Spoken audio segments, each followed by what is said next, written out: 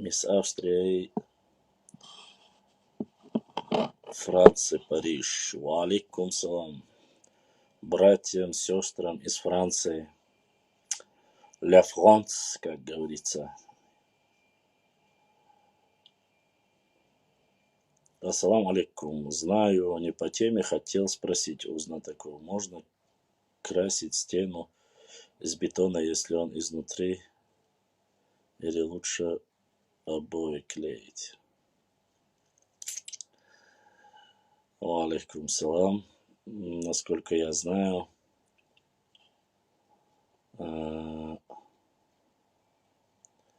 лучше, конечно же, сперва зашпаклевать, потом поклеить обои, чем красить. Хотя специалисты могут быть.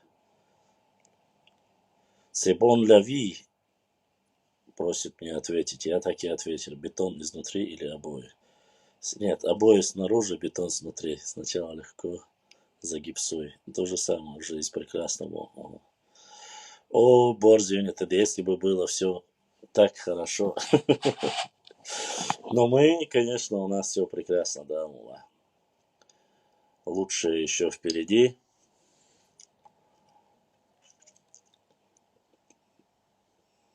Но насколько я знаю, если покрасить, краска тоже разная. Если покрасить, обои подлипать навряд ли будут хорошо.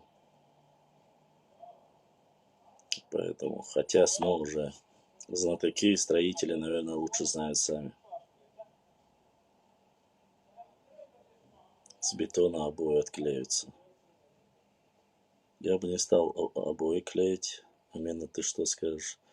Мобайли Аласун Харимоч. Boards United. Говорят, раньше говорили у нас наши старейшины. Мубак качар, ош, лабах, сардам булшен. Дер майол хакертер стройки шая да оле. Иш сардам булш лабах. Потому что на стройки уходит очень много денег и очень много нервов и сил. И они не заканчиваются всегда. Вечно длятся. Конечно, если нету много денег. Если есть много денег, конечно, проблем нету ничего. Тигр, не заметила, я вчера ушла пораньше, чтобы позволить тебе поумничать. Адам, можно же пробить их. Прибить их. Если на бетон красить будут много дырок из-за подкрас. Абсолютно верно. Останется, я же говорю, сперва нужно верно, Бек, сперва нужно немножко зашпаклевать, разгладить, а там уже после шпаклевки отшкурить и можно покрасить, если есть желание. Тогда будет поверхность ровная. И, возможно, не нужно будет клеить обои. А если же на голый бетон покрасить, конечно же, будет очень много. В бетоне остаются маленькие дырочки, которые, конечно же, очень трудно будет закрыть. Вот. Да, карману больно, здесь очень дорого все. Абсолютно верно. Да не только там, Boards United. Здесь то же самое. Я вот 2 года уже как пытаюсь начать, хотя бы немножко обновить у себя, но, понимая свои возможности, даже не начинаю. Поэтому ахуе.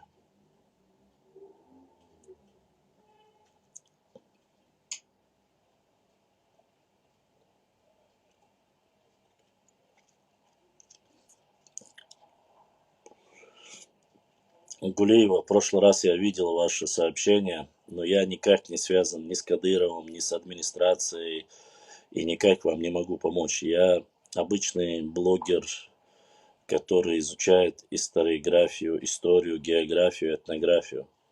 Мы никак не можем, я финансово вообще никак не могу. Вы сами должны понимать, что я сам, в принципе, фактически и живу, и работаю в блогерской сфере благодаря моим подписчикам, которые время от времени понемногу помогают в стриме.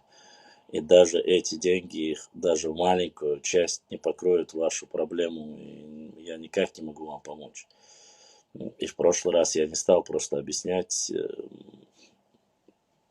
но у меня нету никакого доступа к власти, поймите вы. Это общественная деятельность, это благосфера. Здесь все, кто со мной есть, это не политики, не депутаты, это простые люди, в основном с-за границы или с нашей родины. Но у нас доступа к власти никакого нету. Может быть, мы и помогли бы с радостью, но какие у нас возможности? Сначала на бетон грунтовку помажь и легкую шпаклевку, а там, если хочешь, крась или клей обои из стены. Мне нужно, чтобы видеообращение до Рамзана, которое вышло, рассылку сделайте, прошу вас. Я рассылками не занимаюсь, еще раз. Даже рекламу, когда у меня заказывают, я закидываю только в сторис.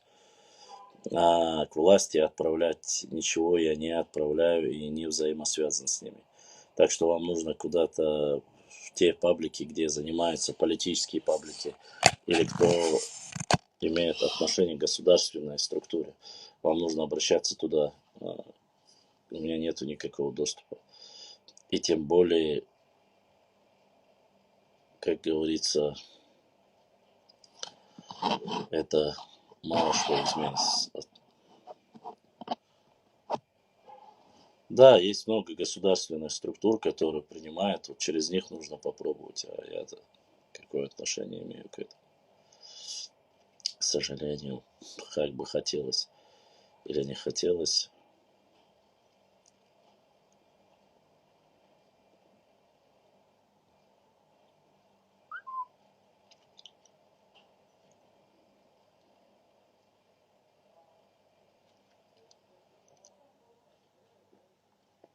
Вот так вот.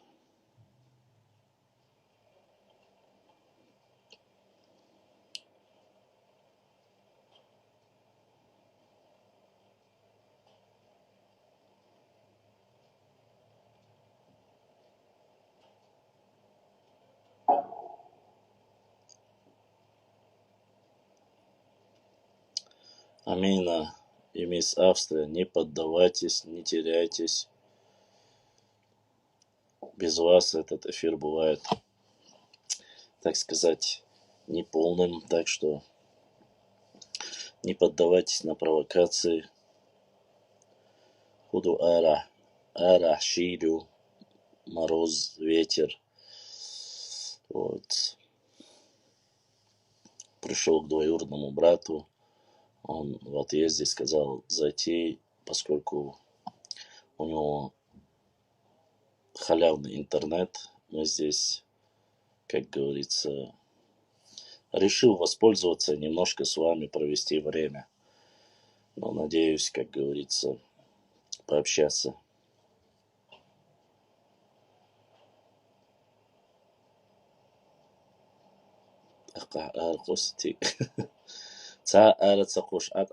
Нас и так всего лишь 29 человек здесь. Башлам аух махкер бонио историю цариацера бонио. И надо посмотреть, надо ознакомиться с материалом сначала, прежде чем рассказать Расул. Ну и да, хаусавис, но постараемся, конечно, башлам вечером зайду. Давай, да, это Байлбор зенитет. Сауховскими Сауховскими селами, конечно, немножко сложновато, но материал мы собираем понемножку, да, будем по мере возможности публиковать. Это не фейк, Адам Адамский, это не фейк, это все подтверждено, и это не в первый раз найдены. Такие же трубы керамические были найдены и в Шаройском районе, но в Чечуе. Ауховским братьям, алейкум салам, да, сейдуэл аухир вежрещи, нохчи вежрещи. Поэтому это Нойбир, это не первое место, где найдены такие трубы керамические. Они найдены и в Шаройском районе, Если я не ошибаюсь, вроде бы нашли и в Шатойском районе. Не забывайте, что еще во времена царской России, когда была Кавказская война, они рассказывали о том, что ирригационная система в Чечне на самом высшем уровне. Растительная система.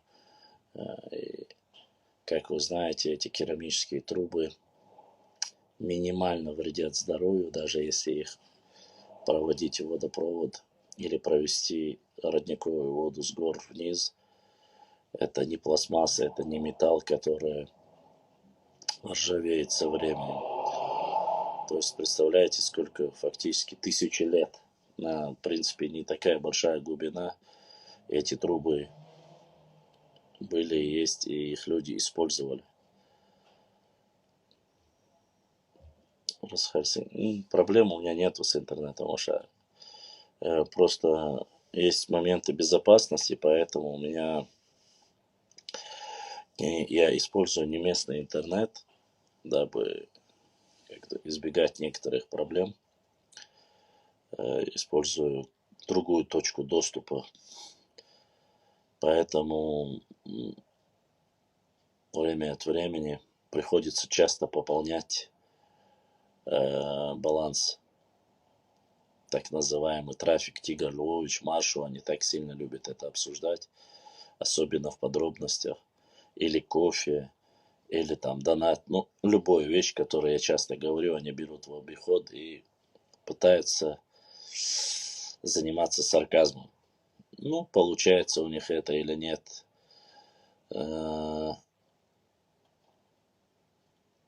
этого я тебе уже не скажу. Вы видите сами, как говорится.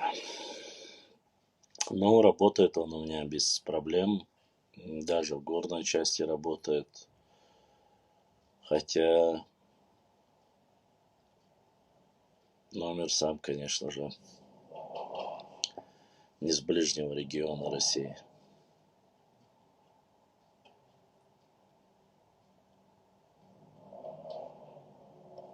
Смотрите, Игорь Львович, даже составляющие эфира знает. Какие вопросы, такие ответы. Но мы постараемся без них, Тигр Львович, чтобы умаслить тебя или Машу, или кого там еще других. Вас, чтобы о чем вы там говорите. Ну еще. Нет, у меня сим-карта с другого региона. Ну, Шун Гумдац, Харстек, Дючугвац, мне без разницы, кто он потихонечку набирает себе грешки. Забирает у меня. Не только же норнийцы забирают мои грехи, но и свои тоже. Поэтому я не сильно переживаю.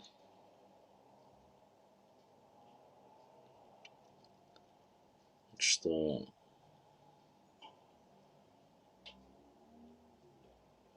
мы за это не переживаем.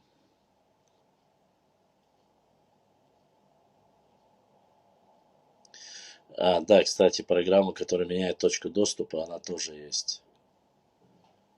VPN называется. Но проблема VPN еще заключается в том, что он меняет точку доступа, но ограничивает скорость. То есть часто бывает прерывание эфира. Из-за этого прерывается каждый раз и пишешь там слабый сигнал и так далее и тому подобное. У вас же в это время он просто показывает, что зависает интернет. Такое тоже есть.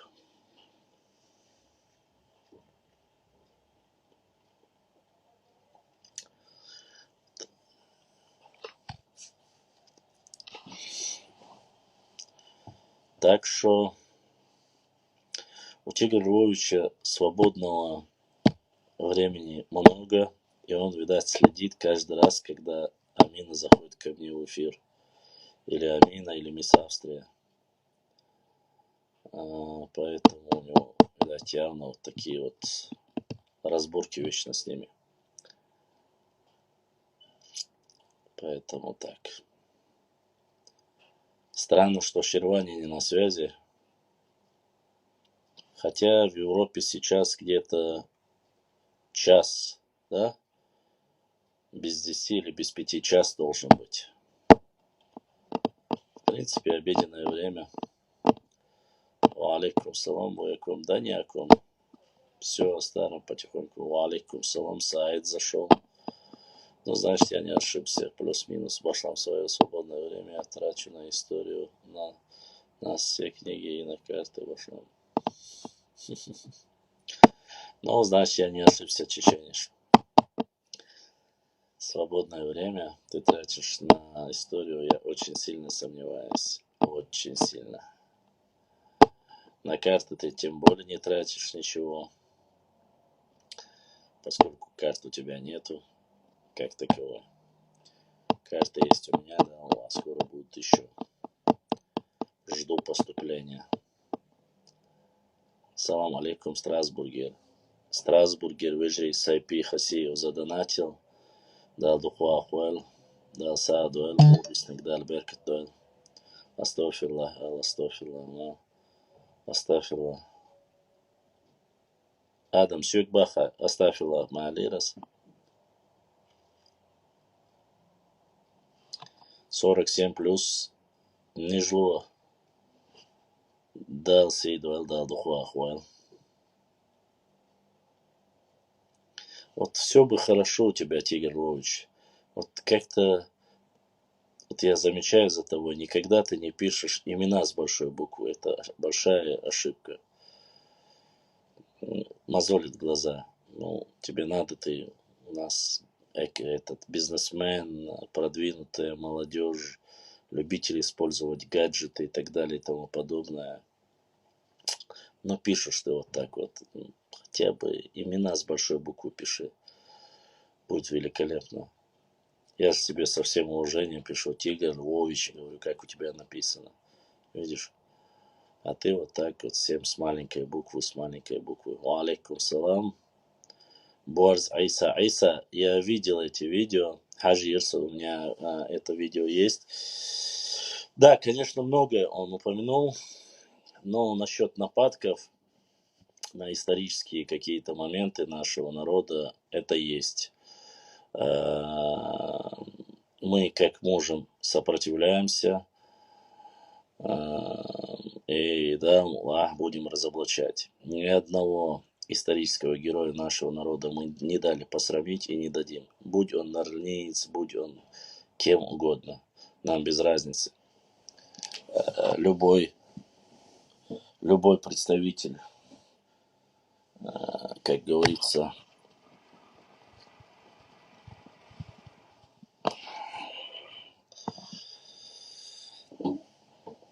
любой представитель, который пытается оскорбить, принизить достоинство,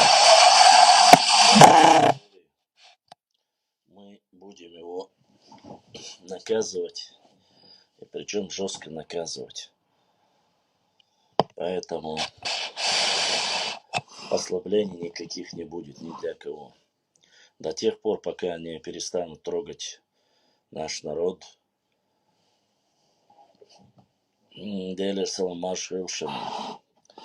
пока не перестанут трогать нашу историю, мы будем отвечать. Когда перестанут это делать, мы просто будем изучать и излагать нашу историю. Я в Ютубе есть уже, Айса. В Ютубе есть, наш брат транслирует параллельно. И это уже идет в Ютубе. Есть Башлам.39 лайв канал называется. И Чечениш ведет трансляцию. Башлам, ты поперек горла, говорим, чеченцы, продолжай не останавливаться на Аллаху. Антилицемер, да. Я не пытаюсь, конечно же, кому-то становиться поперек горла. Мы должны понимать, что мы поднимаем в основном самую важную тематику для нашего народа, будь то историческая или там даже те же самые башни, Холондойская башня, которая каждый день становится все ближе и ближе к разрушению. Одна из красивейших башен Холондойская. Шаройского района. По датам считается, что она XIV века. Поэтому Шарой – это наша прародина нашего народа. Это верховье реки Аргун, Шарой, Шатой и Тумкалей. Нам нужно вот эти моменты озвучивать. А на нас, насколько я знаю, подписан министр культуры Даев, который непосредственно Хошбауди занимается реконструкцией, консервацией этим. И поэтому, поднимая эту тему, мы в надежде на то, что это будет замечено, и это будет, как говорится, в ближайшее время войдет в состав реконструируемых или, по крайней мере, законсервированных, чтобы дальше не было разрушения этих башен. Будь то это исконно Новчи башни или наши какие-то исторические личности.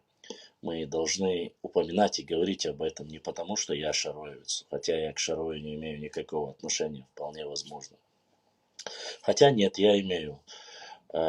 Бабушка моего дедушки по отцу была Шипрой. Звали ее Базука. Она была как раз таки из Шаройского района. Двухметрового, как говорится. Галя Прамзанович его задонатил. Аллах да асадой лоша адонат да духуа хуайл. Аллах да лабудиснага сауду акейлха.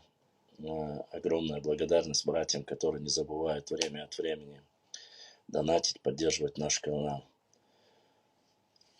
Иншаллах, Адам, пощады не будет и до тех пор, пока они уже расслабились за 20 лет.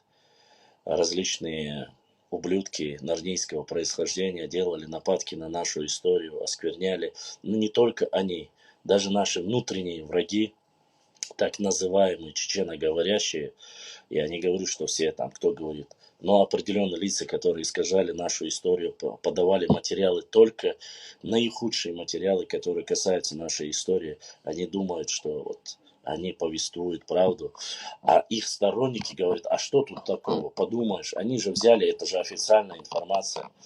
Господа мои хорошие, я хочу вас, так сказать, огорчить. Когда идет война, никто не пишет хороших мемуаров о своих врагах.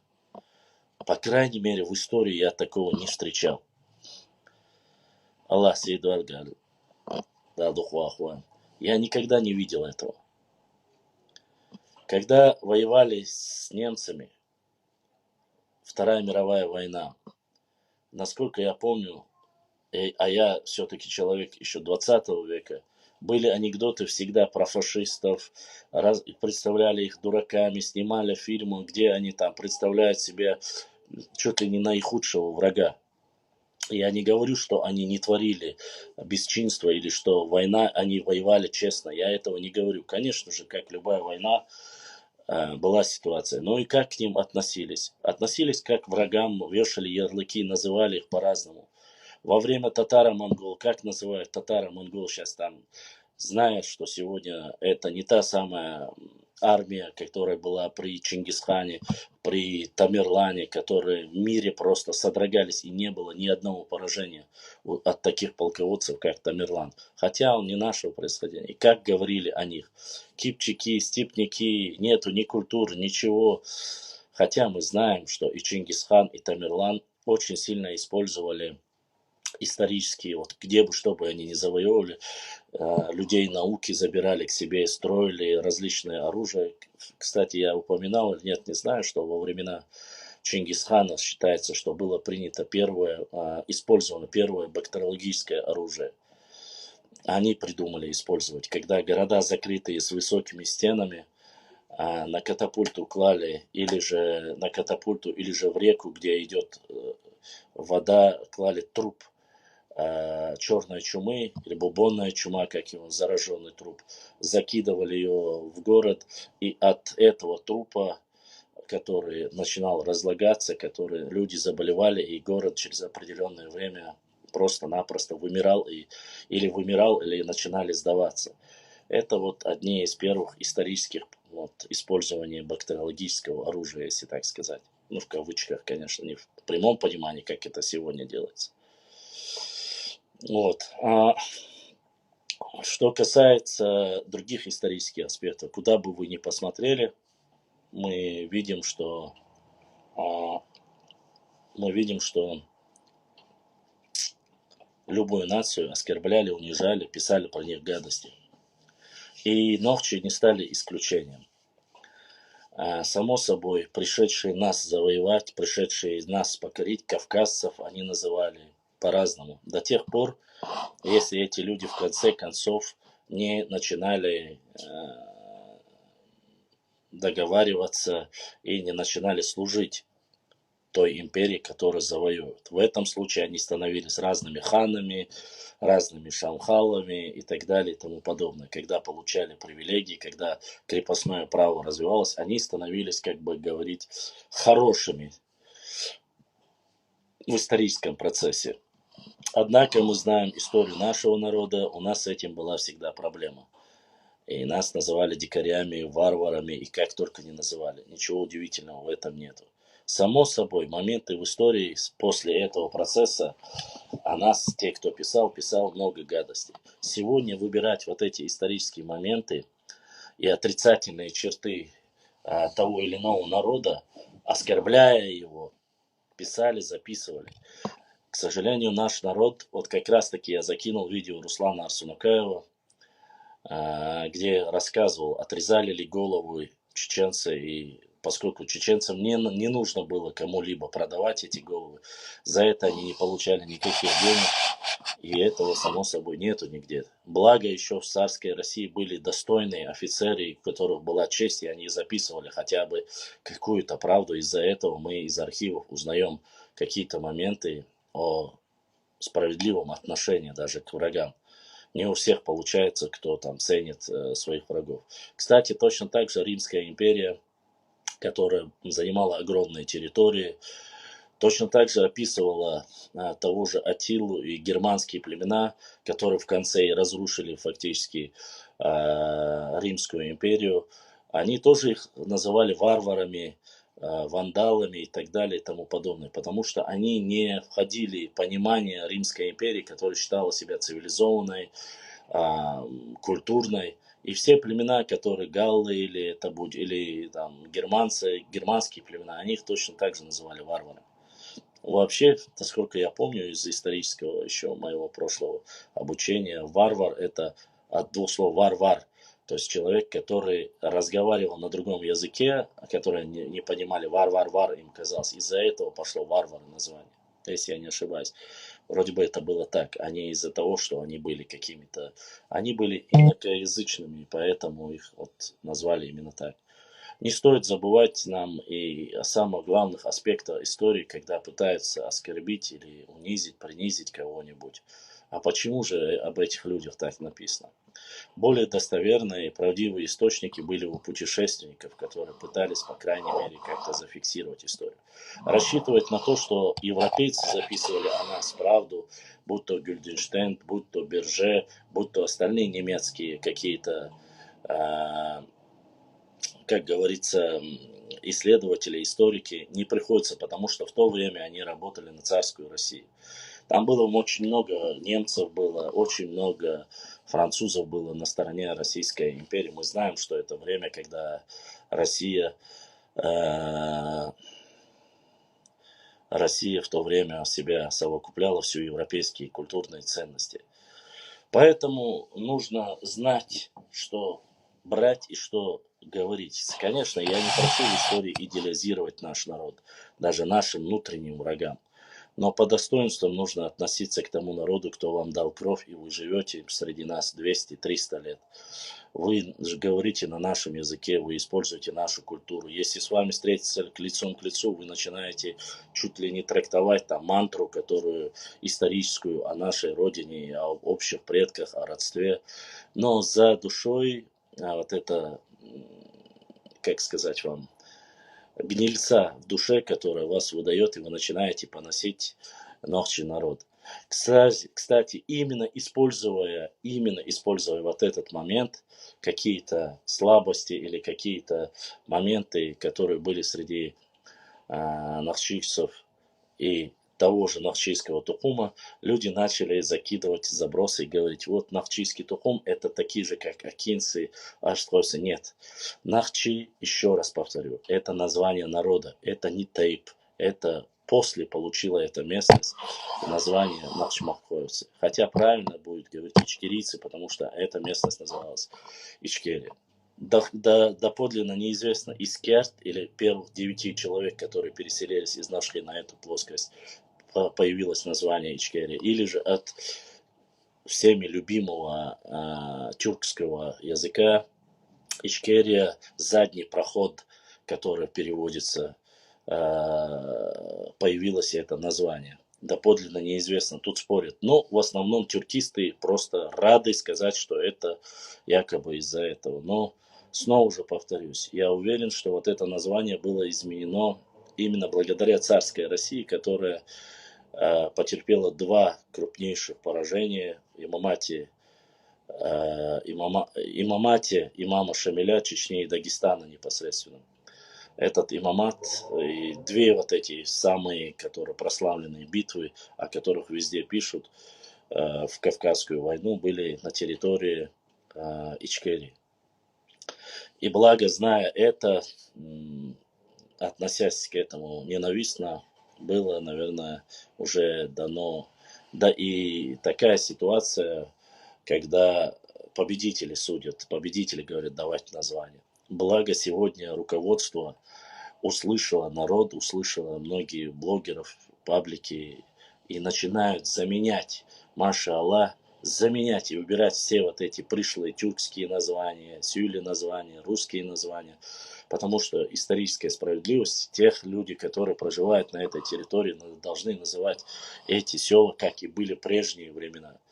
Так и должно быть. То есть я не должен идти куда-то, я не знаю, в Дагестан, допустим, там в Дербенте или там когда-то там называли его там по-другому, или персы назвали его так. Нет, если есть дагестанское название, это название должно присуще быть. Если же это селение или что-либо там город, основу положили именно те люди, которые с нуля его построили и назвали, это одно дело. Но многие селения, которые в Чечне лежат, они переданы были царской России своим подвластным князькам и так далее и тому подобное. И они на свой манер переименовали эти села. И мы это прекрасно знаем, и знающие это знают прекрасно. Доказательство ему, ну, посмотрите старые названия селений, вы сразу находите их, и названия, откуда вы появились, и как они появились. Поэтому все происходит, все меняется, все в лучшую сторону меняется.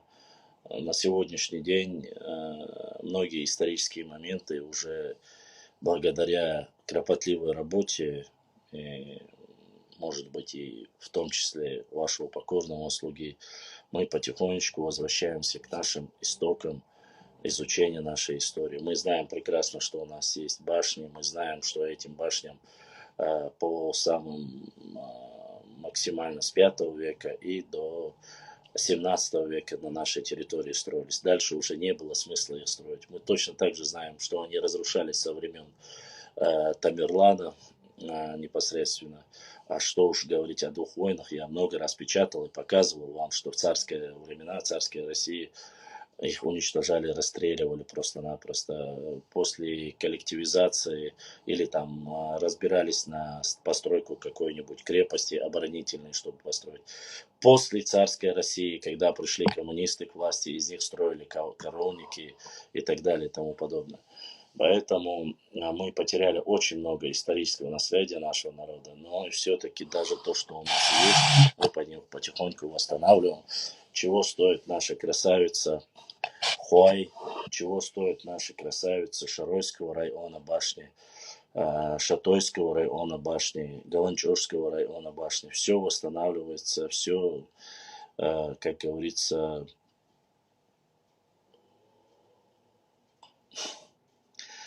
47 плюс. Но да, ладно, что я мы не уступали, да, Аллаха. Если бы мы были бы такими же островным государством, как те же скандинавы или викинги, возможно, мы бы больше бы сохранили бы в себе. Но, как говорится, все это есть прошлое. История, история, еще раз история. Вот с такого формата изучения и рассказы до топора не хватает. Да, топора не хватает. И 0,7 горючки не хватает за собор. Ты же знаешь, о чем я. Я надеюсь, я дождусь этого дня, когда у меня в руках будет 2 человека, обещали мне оружие. Боевой топор. И один брат обещал мне хороший, мощный из дамасской стали тесак. Под стать моему, как говорится, телосложению. Большой, то есть не маленький, а большой. Вот и я буду показывать, какие мне братья подарили. Вот, потом уже до щита дойдем и потихонечку достанем шлем конунга или викинга, присобачим туда рога. И как вы себе представляете, у меня с щитом, с топором и с хорошей такой секирой. Хотя, почему нет? Почему бы нет?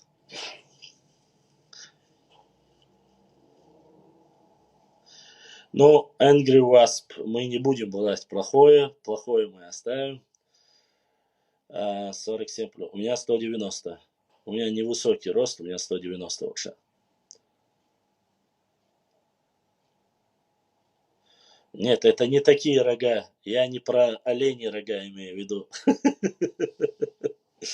Ну, мы говорим о викингах, Вежри. Не стоит забывать. Я не думаю, что викинги были рогоносцами. Я же не говорю лоси или там олени рога, а именно сорви голова Сайник Дац, но его шуку съешь. У меня нету YouTube канала, но это наш брат транслирует меня.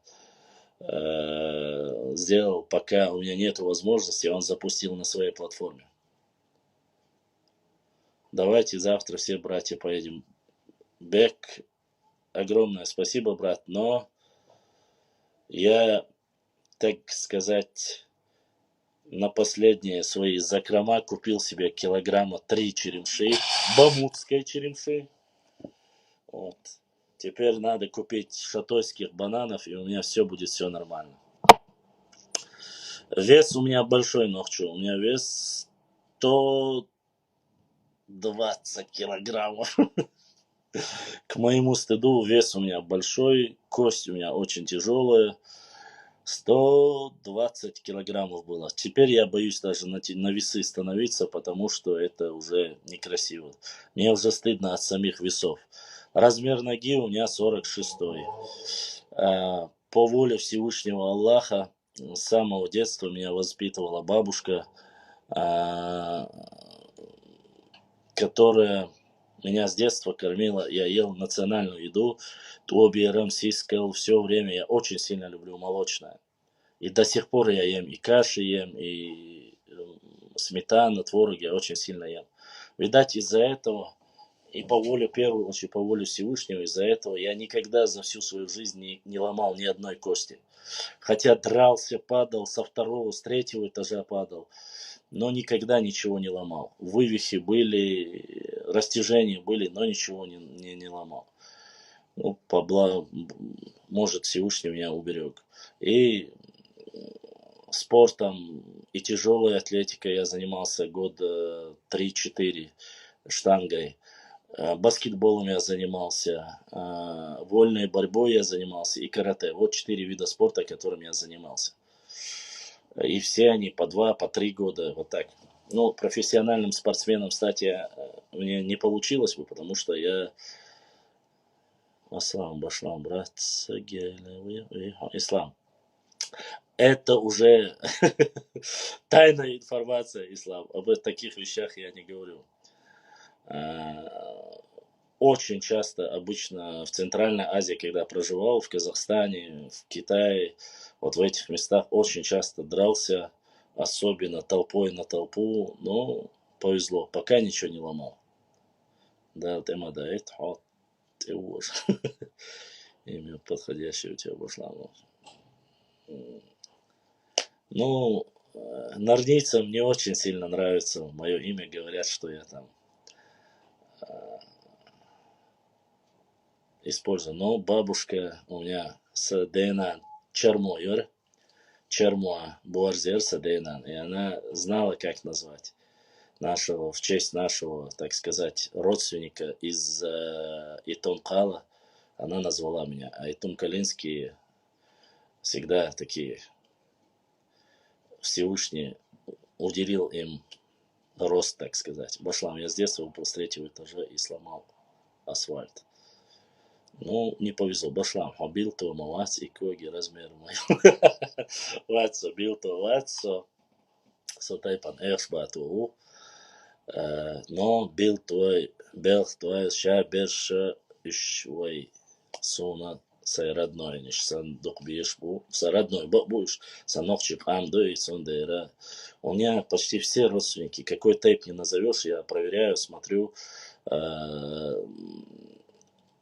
Ну, все-таки, вот, как не посмотришь, почти со всех. Чеберлай, щичой, буса, зант, куай, дещичой, буса, мелхи, дещичой, буса, шар, шикруай, шаройский районер, де, на, нюса, чермо, де, на, нюса, де, үш, эрш, батой, буса, шатойский нишчара, хаяч, пхамтуай, хаккуай, нихлуай, буса, гергер, نين اور حياة شابر شو ترتو اور بوسا ورندوي نيخواي بحانتوي حكوي шатойский район нен аубер шабер шутер буса и у меня вот такая чисто сборная ногчичу юкса, короче и штук а так уже начиная уже если говорить несри чичуай цуан труай бу ищет положение я викингами, вещах викингов, конечно, я не сильно как бы фанат этого, да, я историю, воинственность этих арийцев уважаю, но для меня больше это вот чисто чеченское. Да, ага, я хочу чисто чеченский нохчикуй, лекник буй, вот нохчикуй именно, сурумкуй. И без арсу, но пока возможно сейчас мне один товарищ их один раз купить на всю жизнь, чтобы был легко и бьешь ворсо. Но Аллах, да, лаши, нит цане, рит цане, эту мобиня из-за юцер буквой. Но меч Байсангура, пистолет Байсангура это очень дорогое удовольствие. Этого, к сожалению, у меня не будет. За это любые биноевцы бы меня бы, может, и убили, потому что это все-таки это Беной бой с Кармалой, хотя его и национальный вала, но я думаю, что биноевцы очень сегодня финансово обеспечены, они себе могут позволить купить все доспехи Байсангура Биноевского. Хотя у меня есть, так сказать, прямой потомок имеется в виду Цунвеши, Техиянах, Гергел Водорш, Вежрибуса, Беной. Аллах дал сиду элца, чодик юхьёш, бюзе нохчи будешь. Аллах дал сиду элца рюзиндер. Я не знаю, сорви голова че сумца, возможно, может быть у него, я не знаю. Но я видел пистолет его фактически за сколько? За 2,5 миллиона. Вот не помню, то ли долларов он был, именно пистолет Байсангура там. Такой очень, очень, очень крутой пистолет был. Кремниевый, кажется, пистолет был. Вот. Его мне кто-то присылал. Не знаю, наверное, может есть. Я себе, конечно, такие вещи позволить не могу. Максимум, что я себе могу позволить, это из простых вещей. А так, конечно же, валикум салам. Мы простые люди, смертные. Да, он дорогими камнями был обделан. И где-то работа очень высокого качества была. 2,5 миллиона он стоил. Но не помню, то ли он рублей стоил, то ли он долларов стоил. Вот такой вот дорогая очень вещь была. Вот так вот, как говорится. Так что, ой, я ща нахчи убог, что массу аур. Смотрите, какие перепады и какие вот только чистящие ногче очу бе эрмадати и хилюрмадати цан агур, начиная с запада у меня родня, начиная с западной части, то есть от Мелхи, от Орствай, от Шотвай, Шарвай, Нахчмахвай, Аухвай, вот везде у меня есть родня, везде. И поэтому для меня оторвать кусок от моего народа, это, я думаю, так должно быть у каждого нахча. Башлам, простые будут с пророком, алейхиссалам, хвала Аллах. Ислам. Я очень на это надеюсь, ислам. Очень сильно надеюсь. Мы смертные, мы простые. Мы можем обсуждать какие-то земные вещи, но с точки зрения религии, я слушал проповедь многих, отношусь к кому, к какой касте. Я не стесняюсь, но я отношусь именно мискин, олчанюк и олчарахусу. И я горжусь, что Всевышний Аллах создал меня таким. Мои родители, они всегда из простых рабочих семей. Отец у меня был трактористом. Вначале он очень хорошо знал свою работу. Дедушка у меня был творческой личностью, но он был лесником, охотником был. Мать у меня была швеей, швейной работала. То есть вот из простых духов, да, Аллах.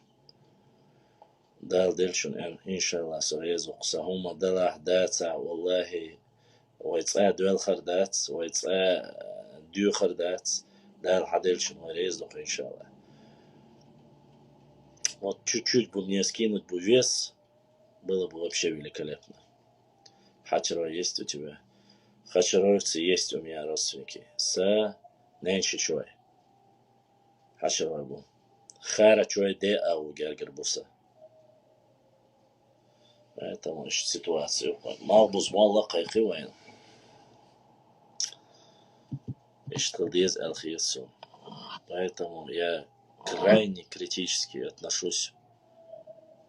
Маллу к соборди дуай сажим. Шупур банцани.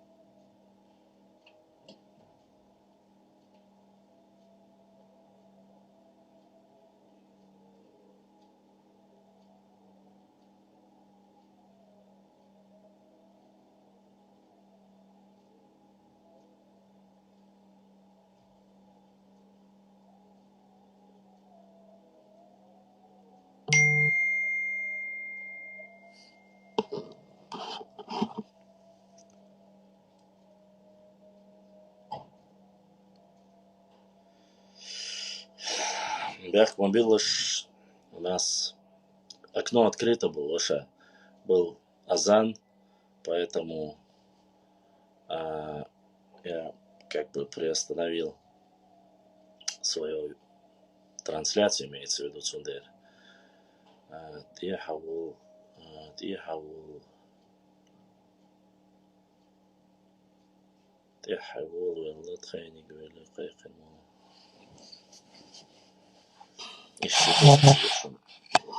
И я вот, конечно, для меня непонятно и неприемлемо, когда наш народ будут делить. И я не понимаю людей из-за каких-то личных отношений, когда начинают ешь отдельно будет сейр чарцаму элли хаку элли сун хазир варствачу элли сун хазир экичу элли сун хазир мелхичу элли дух дахаш экки варство мелхи кича шуто шарвы элли цаума дачу.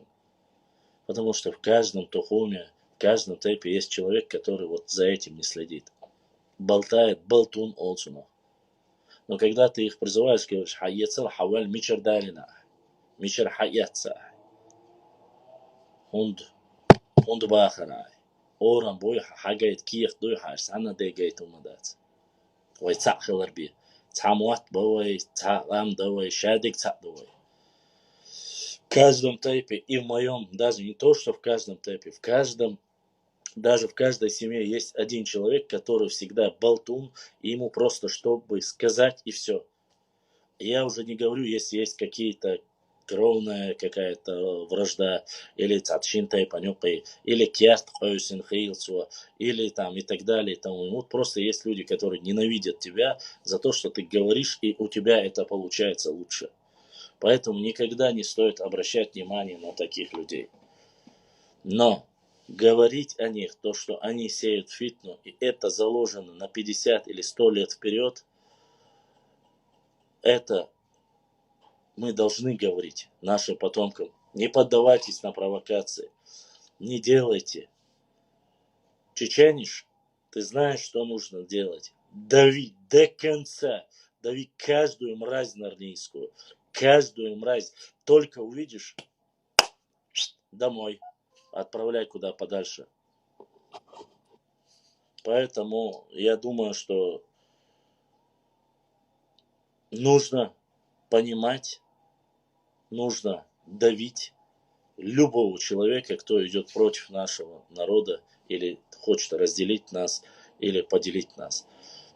Закладывается все за 10-20 лет вперед. Ялхай тайп нахляться связи на уша, там Хельсинг. Цен нахчи бу, о, дюна дош майр, он хуайхилла, ялхай нахчи, ялхай тайп.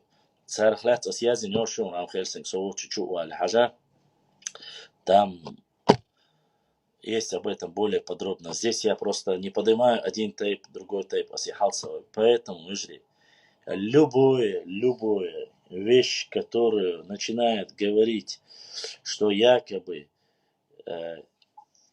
называя нас войнахами наш народ, или придумывая какие-то полные вперед доказательства, давить, еще раз давить. Давить тех, кто делит наш народ. Войнах это термин. Ни больше, ни меньше. Ни больше, ни меньше.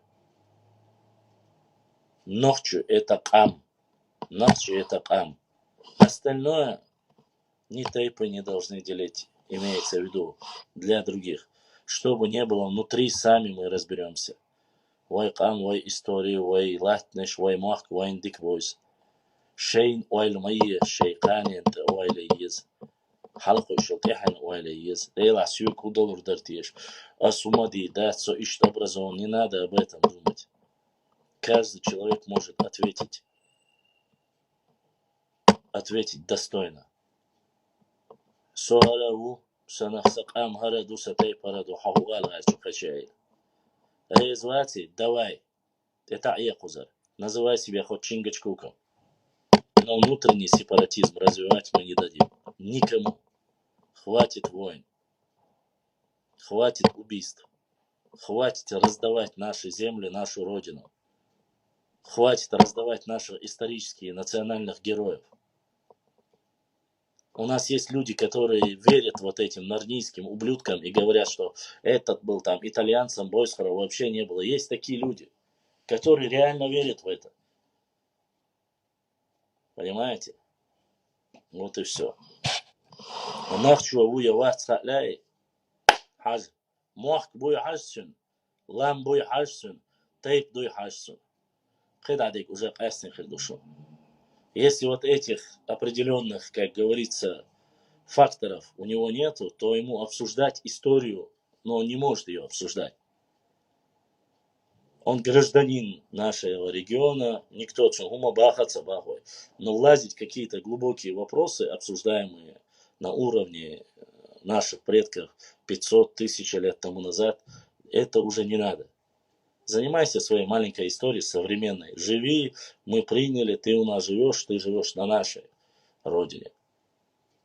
Сегодня она стала твоей родиной, но это благодаря нашим предкам. И это нужно понимать. Я ни в коем случае не говорю делить кого-то, это то называть. Тейп. Нет, я как раз таки противник этих вещей. Но и влазить в какие-то внутренние дела нашего народа не стоит. Я, когда мне задают вопрос по религии, если не знаю, я говорю, стоп, освободил. Есть муфтият Чеченской Республики, обращайтесь. Они специалисты в этой области. Теологи они. Я занимаюсь совсем другими вещами. Моя цель – единство моего народа. Моя цель – историческая справедливость моего народа, к моему народу.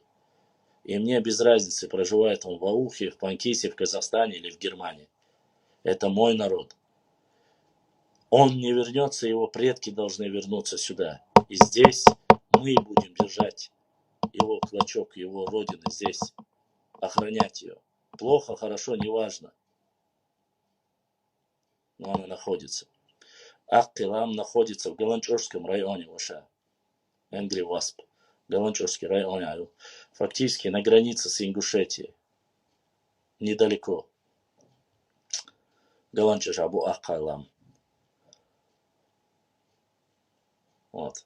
Поэтому нужно это понимать. Если мы будем делить тиган нищи, кузам нищи бош, вайкамил шдой, тига вайнук ирбарт бухарбу, вайнук ирбарт мабяхня, ахкадюхлун шоуши ирю. Он не такой большой народ.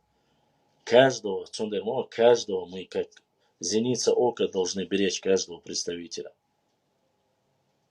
И не только против врагов, но и против таких мерзких явлений, как наркомания, алкоголизм, разврат. От этого тоже надо беречь свой народ. Поверьте мне, 1,5 миллиона это совсем небольшое количество. И 2 миллиона небольшое количество.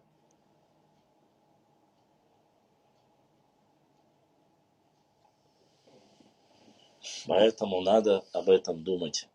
Надо беречь себя. Хочу на я понимаю, все есть умеренно. Есть шутки, есть все остальное. Я понимаю, если я взамен шучу, это можно понять. Но даже в наших эфирах за нами очень сильно пристально наблюдает Нарниц. Он может сидеть часами слушать, а у меня эфиры 3-4 часа длятся обычно. Он может часами слушать, а потом один момент вырезать, закинуть и уже испортить общую картину.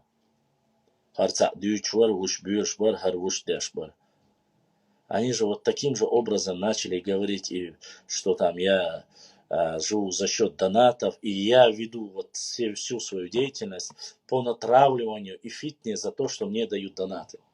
Но когда мне хоть один человек отправил донат, сказал на фитну или на то, чтобы ты их дальше наказывал, никогда не говори. Даже те маленькие донаты, эти 50-100 рублей, там, кто сколько может, то, что присылает, они же не направлены против или дагестанцев, или ингушей, нет. Это обычный стрим. Стримеров, это не я придумал, это везде есть.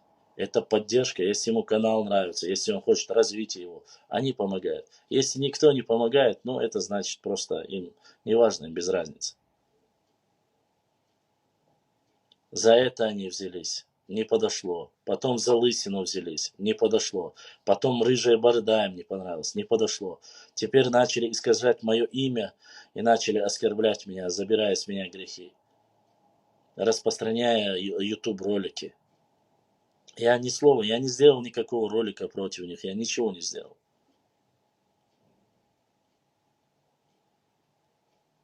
Я ничего не сделал. Я и не стану. Поэтому нужно понимать, к чему мы хотим прийти. У нас очень много интересных моментов в истории. Очень много. Мы можем много интересного передать своим детям, изучая. Нужно слушать. К нам приходят взрослые люди, которые хотят даже поделиться с нами. Этот Вокслер, который пришел, он сказал, что сейчас Акау Адейтин. Сколько на связь выходили ребята с Ауховского района. Потомки мухаджиров с нами были. С Турции, Хункер-Махкер. С Иордании выходили на связь. С Германией, с Францией. Даже эти ублюдки не постеснялись того, что когда я связался, со мной связался брат из США, который проживает там, мы с ними говорили, и мы пошутили между собой. Когда он сказал, я американцев учу чеченскому языку,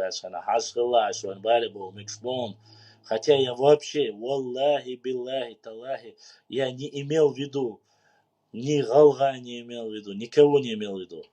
Эти ублюдки нарнийские, которые не имеют ни пола, ни мужества, вырезали момент, говорит, посмотрите, говорит, как он хотел фитну рассеять, когда его обломал там гость из Америки. Я надеюсь, что брат, который был в США, выйдет опять со мной на связь и расскажет всему эфиру, как он это понял. Я даже не подразумевал, я даже не думал о нарнийцах. Но они им просто-напросто поперек горла стало это. Многие хотят, чтобы я просто брал книгу и зачитывал какие-то исторические моменты.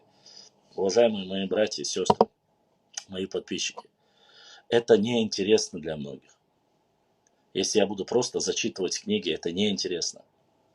Я с вами веду живую дискуссию. Каждый из вас может отправить.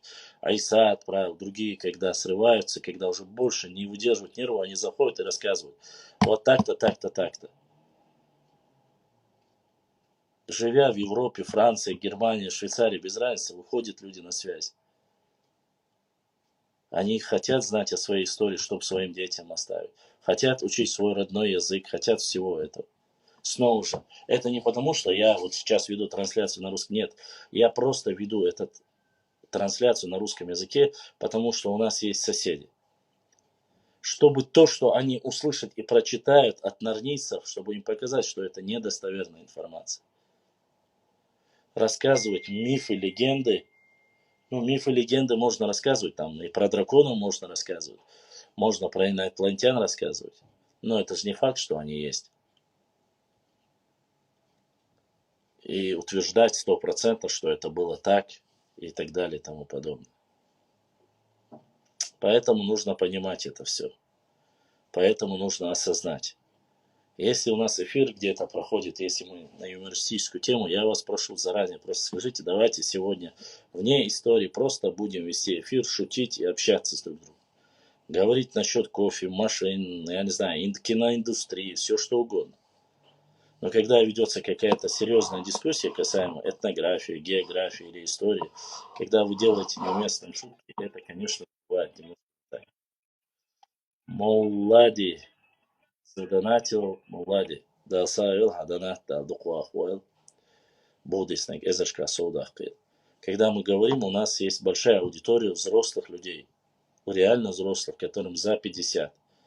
И перед ними как-то некрасиво мы говорим о важных вещах, и один сидит там, начинает обсуждать там одно, другое, третье, десятое. Если ты хочешь как-то поменять ситуацию или реально помочь, помогай. Есть 3 человека, реально 3 человека, которые мне пишут в директ, заходят и говорят, мы будем тебе донатить, но никогда не называй наших имен. Мы хотим просто оставить. Я их имена не называю, но они всегда заходят и, понимая эту ситуацию, говорят, призывают там донатить, ой, канал поддерживать, ой, комментарий, связи, репост, это все нужно. Это необходимо для нашей работы. Репосты, лайки, комментарии от вас, это ваше мнение. И ваше мнение я хочу, чтобы оно учитывалось. Почему нарнийцы пишут десятками своих ложных комментариев? Тем самым они хотят переубедить людей. А почему справедливые, честные люди нашего народа. Не могут написать два слова. Напишите на чеченском, на русском, на каком угодно. Но я хочу, чтобы вас услышали, свое мнение выскажите. Не надо материться в этом плане. Поддерживать нужно друг друга. Если сказали плохое про шароевцев кто-нибудь, шатоевцы должны голову оторвать им. Если про шатоевцев сказали, галанчевцы должны сказать, аую ему не аборша тиец. Про чеберлоевцев, про арстоевцев, мелхей. Разница есть. Не обязательно он должен быть твоего тейпа, твоего тухума. Или твоим односельчанином. Надо как кулак держаться за одно целое. Одно целое это наш народ. А иначе мы останемся ауховцы, акинцы, астроевцы, мелхинцы, все кто угодно, но не единый народ. И нас разбить будет проще простого. Я вам 1000 примеров привел, когда люди делятся, что происходит. Итог бывает очень плачевным. И тогда реально получится, что наши мужчины будут больше жениться на других национальностях. Своих женщин, своих, так сказать, своей нации женщин будут оставлять. Им тоже надо выходить замуж, их нужно выдавать за других, и получится вот эта хурда. Абсолютно верно, муслим. Аллах да сейду Аллах, да духу ахвала. Абсолютно верно. И вот мы же эту тему обсуждаем, мы же говорим, что это, алейкум салам, что это неправильно. Что это неправильно. Нельзя, чтобы вайзудыш кечак мари и агатар не стоят свой божриш массара иттанюка иссаму новчиян цайталчу там итталчу кеч комах ядер. Даже этим мы боремся, чтобы вы ижри цабисит, чтобы мари багит, чтобы тихи кучу новчу ебу аль-халхи. Все одно зависит от другого. Если нас разобьют, если нас разделят, отношение будет за другого. Конечно же, будет другое. Я сотни и сотни комментариев и видеороликов присылают мне оскорбляющие ворства. Но я ни один из них никогда не приемлю. Для меня это часть моего народа. А в любом стадии есть паршивая овца. Заблудшие люди есть. Знаете почему? Потому что во времена пророка Мухаммада, саллаху алейхи вассалям, были такие люди, которые наговаривали на пророка, которые говорили всего. Если на него говорили, то кто мы такие, простые смертные? Будут говорить плохо, будут наговаривать всякую гадость. Все это будет в Ижре. Все это будет. Но это трудно бывает объяснить многим людям, что вести борьбу одному всегда сложно. А когда ты видишь позитив, почему я именно подчеркиваю, когда кто-нибудь из Европы задонатит, говорю, вы же из Европы, и вы не заметили, может, я почему-то акцентирую внимание именно Европе сейчас задонат. Неважно, речь тут не о суммах. Нет. Конечно, мне никто не присылает огромные с Европы суммы, нету этого. А именно показать остальным Европе, ночи, шей цах, шей деймох, беш, шей истории еш, ладуш, гуттар гонак осталоч, ишбуй тагейт. Я, чтобы мы вот, вообще, цадуй тагейтарам. Я акцент делаю на это.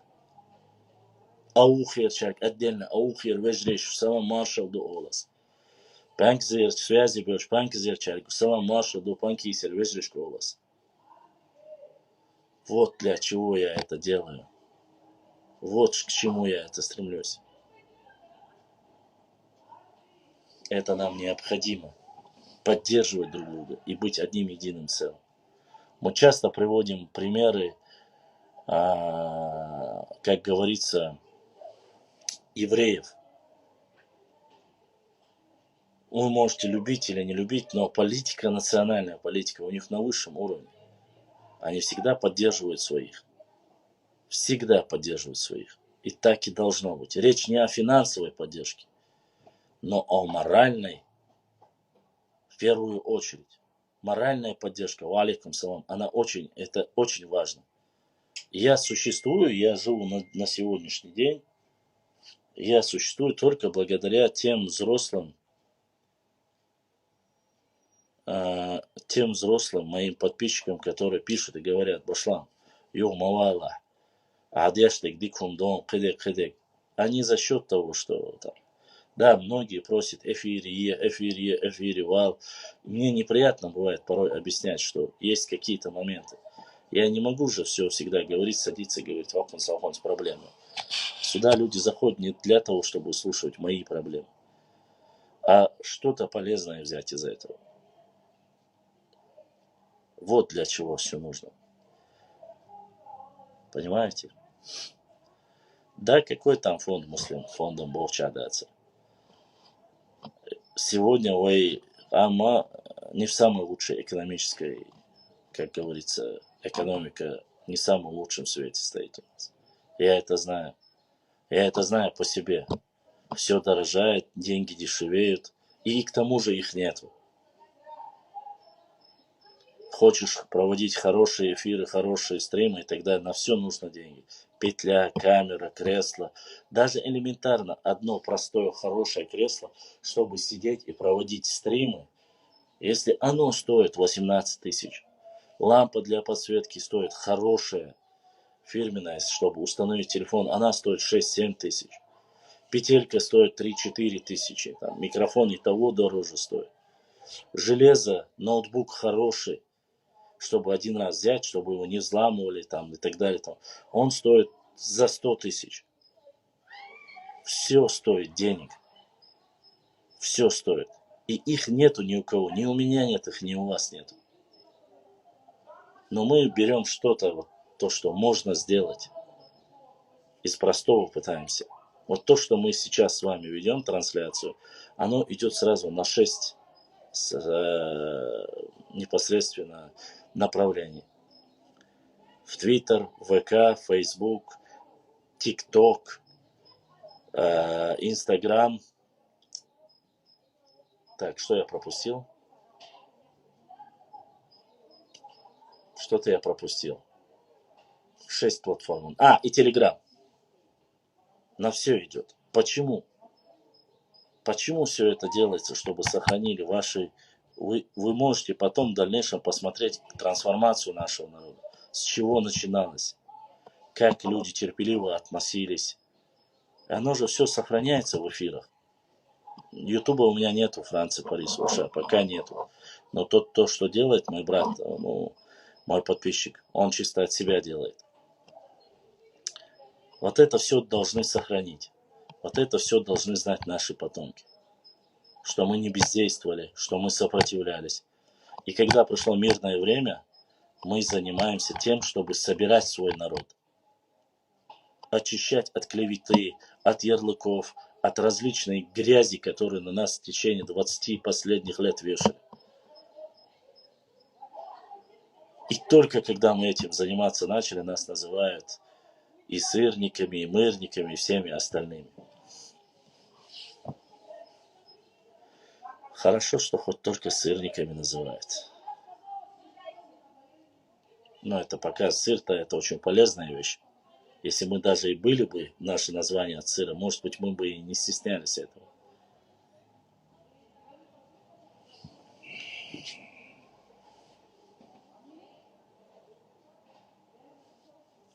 Машлам, ты сможешь выложить пост, если уже не выставил заранее, о том, откуда наименование Чечня, в каком году. Выложил Франц Парис. Парис у нас есть. Название Чачан, Шашан. Это непосредственно считается, что от кабардинских, черкесских, точнее будет сказать, князей, они нас называли Чачан, Шашан. Оттуда пошли все-таки Кабардино-Балкарии, Карачаево-Черкесии. Раньше соприкоснулась царская Россия, чем до нас дошли. Мы считаемся центральной частью, а они более западной Кавказа. И как они назвали, с этого пошло. Некоторые утверждают, что от более древнего названия, такого как персидский, персы нас называют сасанами, осетины нас называют цацанами, гунки нас называют мачыгышлар или мичикизовцами некоторые, мичик от реки там называли. Ну и каждый по, да, этот буртинал, кажется, или как-то еще аварси там называют. Кто еще? Вроде бы всех. Но терские казаки, как называют, я вам сказал. И вот ничего такого, в принципе, здесь нового нет. Но это более Чачанай. Ну, Чачанай. Я не знаю, там у Сюли, конечно, ногу черт сломит. Там много разных национальностей. Каждый может по-разному называть. Я не знаю, вполне возможно. Щена. Нам не важно, как другие нас называли. Нам нужно сохранить свое более самое старое название. Если бы это было бы там даймахковцы или нация, как войнаховцы, нация, как записано было бы, никто бы не был бы противником этого. Но мы ищем самое раннее название. Раннее название вот так-то, так-то, так-то. И снова не забывают, почему не берем мы, раз ранее говорим, почему мы не берем, допустим, Аланы. Аланы название не одной нации. Аланское царство это было целый ряд государств, сегодняшних республик на Северном Кавказе. Кабардинцы, балкарцы, чеченцы, ингуши, там, осетины там, и так далее и тому подобное. Почему мы не можем быть там хазарские каганаты и использовать хазария там? Хотя некоторые начинают хазарию туда и тому подобное. Вообще хазарию назвать эти местности маловероятно. И астраханские степи, и, честно сказать, степная часть хазарию мы никогда не назовем, потому что это не есть хаз. Хазметтик шлямный что. Хаз ханшу. Это хаз. А это степная часть хазю ала. Язык не повернется, честно сказать. Не наша это стихия, но мы не степняки, понимаете? Автоматически аланское убираем, хазарское убираем. И остается самое древнее название, которое использовали и говорит география 7 века, это Нахчиматяне. Нахчиматяне, а не Нахиматяне. Нахчи это есть. И Хасан Бакаев, изучая древнюю историю, как раз таки ведет, изучая историю, древнюю историю, ведет у нас от этих названий городов Нахчиванов, которые были построены со времен пророка Ноха, алейхиссалам. Об этом нужно понимать. Я думаю и уверен почему-то, во время Кавказской войны очень сильно засело в сердцах наших предков слово «дегиста». Хотя мы пытаемся дегиста и так далее, тому подобное, более или менее там объединение, там Дагестан, оно является половина кумыкским, половина тюркским, половина там другим, вроде бы персидским или еще каким-то еще они говорят. Вот.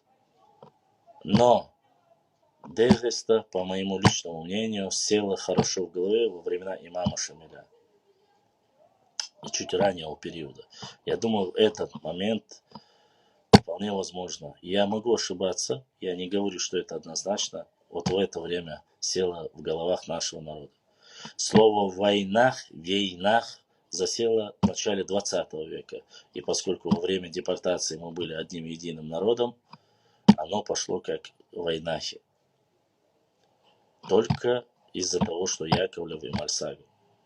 До этого, хотя многие говорят, моя бабушка якобы уехала или депортирована, уехали мухаджирами в Турцию, в Иорданию, в Ирак, Сирию, и они, говорят, называли нас войнахами. Нет, они не народ называли войнахами, с которыми я разговаривал как раз таки. Они называли наши люди, они говорили, но не нацию. И многие, которые уехали именно во времена Кавказской войны и в Иорданию, и в Сирию, когда я с ними разговаривал, они говорят, что называли их конкретно каким образом? Называли их, родину нашу называли Дегиста.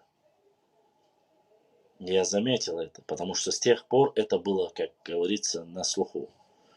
Для поколений, которые во время депортации родилось выезжали, то есть были депортированы, родились, Они в их головах и в сердцах засело слово «война», которое употреблялось только к чеченцам и ингушам, не больше.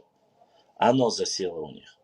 И поэтому его транслируют там некоторые сегодня ошибочно, что это национальность такая, якобы объединяющая. Это не объединяющая. К сожалению, уже не объединяющая.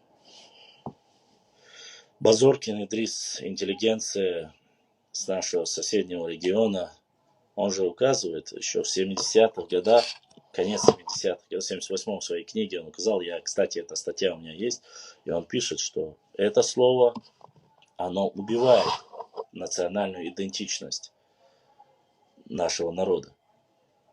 То есть название убивает, как Нохчи и как Волга. Вот эти названия убивают вот эти войнахи, потому что искусственно придуманный термин. Нахи и войнахи это искусственный термин, его нельзя употреблять. Чеченцы между чеченцами, мы их не можем употреблять. Это неправильно. Мы знаем, что мы один народ, думаем, зачем мы должны быть войной. Одно дело, если где-то ты за пределами, в Москве, там, в Китае встретился, а война ходит, и наш человек, это одно дело. Но внутри использовать это слово смысла нет. Такого народа нет.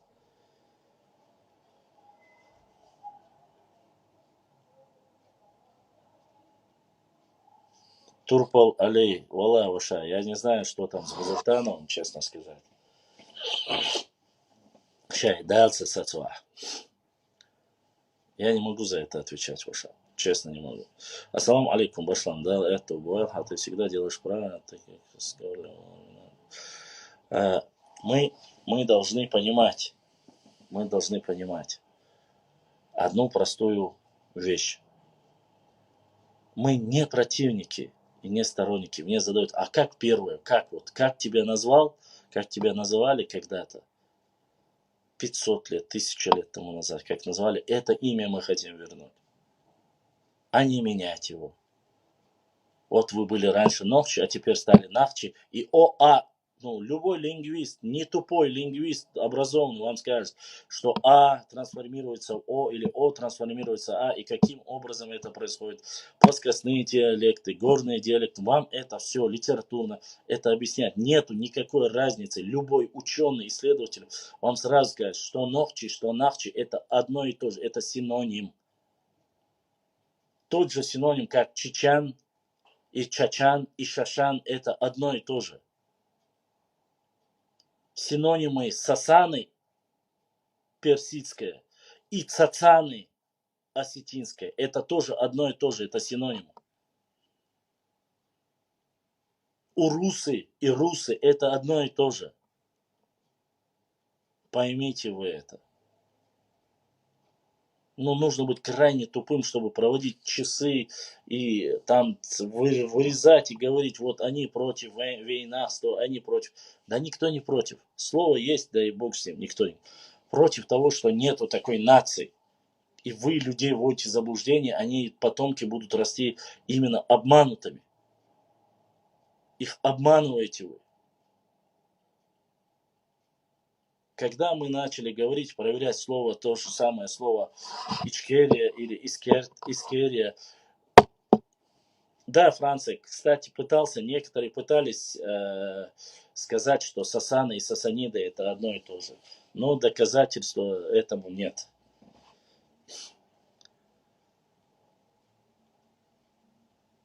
Да, Сандакский, это проблема горных диалектов и плоскостных. Литературный язык и более древний. Более древние диалекты, самые древние диалекты в нашем языке это Чебарлоевский и Шароевский. Это самые древние диалекты. А есть плоскостные диалекты, вот говор или диалекты, это совсем другое. Вот в чем проблема. Сасаны чечены, сасаниды не чечены. Персы называли нас сасанами. От этого и ираноязычные осетины нас называют цацанами. Хотя некоторые мне утверждают и говорят, что от этого и так далее. Аллаху алим, я сомневаюсь по этому вопросу. Мы на сегодняшний день все прекратится в одно мгновение, когда будут заявлять однозначно, четко свою позицию. Четко свою позицию. Как это получилось в Панкисе. Заявили, сказали, отрезали. Тхабух, тхаормаш, тхапан, нахчиду, но тхокистойду. Все. Вопрос закрыт. И любая фитна, которая сейчас туда будет забрасываться, она уже бесполезна. Я не могу тоже сказать про бацбийцев, ибо это не так. Я не слышал, чтобы бацбийцы говорили, что мы нохчи или что мы галга. Они не говорили никогда этого. Там сейчас больше, к сожалению, не в обиду, больше сейчас бацбийцы говорят, что они грузины даже. Есть среди них те, это взрослое поколение оставлялось, которые еще знают, что мы как-то родство имеем. Ну, на всю волю Всевышнего Аллаха. Были бы они мусульманами, те, кто есть, наверное, они бы больше знали. Всегда насчет названий, всегда насчет всего этого будет, споры будут. И мы должны аргументированно говорить это. Утверждаешь, что вайнахи это нация? Докажи. Я же могу доказать обратное. Утверждаешь, что, там, допустим, они должны быть такими или сякими? Да, докажи, что мы нагайцы баешь, докажите. Нагайцы это монголоидная раса. Монголоидная раса просто по антропологическому типажу не совпадает. И сразу любой дебил поймет, что такие вещи говорить маломальски образованный человек никогда не будет. Мы уважаем нагайцев, братьев, они мусульмане. И Всевышний Аллах сказал, что они нам братья по вере. Но этот типаж людей, вы должны понимать, это даже, это земля и небо. Это если как сказать, что негры японцы. Как вам такой термин? Что японцы это негры, или негры это японцы? Вы же скажете, подожди, какие японцы негры? А вот ведь негры черные живут в Африке, а японцы с раскосыми глазами живут там на острове у себя. Вот такая разница и между нами. Вот. Басбийцы и кистинцы. Исторически мы один народ. Сейчас различие между бацбийцами и кистинцами в том, кистинцы все без исключения мусульмане, они говорят только на нашем языке, женятся только на наших женщинах, чисто иначе. А бацбийцы потеряли язык, христианство в основном у них вера, и ну, дальше уже понятное дело само собой. Вот такое различие между ними. Они больше приняли христианство и проповедуют христианство. Подрастающее поколение себя уже называет, оно ассимилировано, очень сильно ассимилировано. За 200 лет кистинцев не ассимилировали, не смогли. Хотя они уже являются автохтонным народом в Грузии. Вне всякого, это автохтонный народ, потому что все свои земли они выкупили, это их земля, это их родина. Не историческая родина, а их родина. Историческая родина это все-таки корни их отсюда идут вверх. Прошу не путать Гоголя с Гегелем, как говорится. Вот такая разница. И все тайпы, которые там в основном проживают, это все Нашхуай, Ахка, Дышни, Терлуай, все они вот с этих ущелий, с этих гор, Майствай. Вот, поэтому я жду, мне просто один человек из Панкиси обещал прислать достоверно все тейпы из Панкиси. Я до сих пор жду, уже полысел слегка, у меня лысина появилась, пока он пришлет полную версию всех тейпов, которые проживают в Панкиси. Ну, Хельдеяр Хуай, само собой, там, Хельдеяр Хуай, Майствай, Терлуай, Ахка, Нашхуай, Дышни, кого я забыл? Ну и так далее и тому подобное. Вот как-то так, уважаемые мои братья. Так и живем. Так и... Да, Чанти, правильно, абсолютно верно, Чанти. Так и живем. Чанты, мелхи, верно. Видите, вот что значит братья. Вот что значит братья. Что-то забыл, сразу подключились, яравон, яравон. Одна голова хорошо, а 4 лучше. И еще всегда слышу, что звуки ю, тюркские, как тогда появились звуки в немецком. Замсек. Да нет, это, конечно же, чушь собачья. Хальдаярхуа я назвал. Это, знаешь, каждый, когда хочет поднять себя и свой народ выше, начинает. Ну, у нас же тоже есть те, которые говорят, многие слова немецкие, французские, там, норвежские совпадают с чеченскими, значит, они нохчиду ол там. Ну, это как слово вейкэнг, викинг, вейкэнг, убол, дубол, штицер, цунидайн. Это вот такие просто на слуху. А так, у, что они тюркские, откуда взяли? Почему?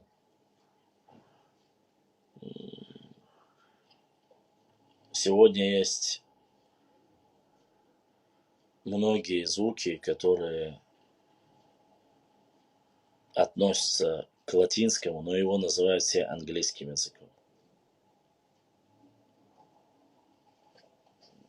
Значит, ситуация еще ушла. Ладно, Вижри. Наверное, я выйду, дам вам отдохнуть, постараюсь вечером еще сделать эфир. Малбуз ламас клюшдуса, ламаш сада. Ниса хырдац, шундерес хыл, сюцан эфир ахыларна. Шемель давошуса, дела етам цане.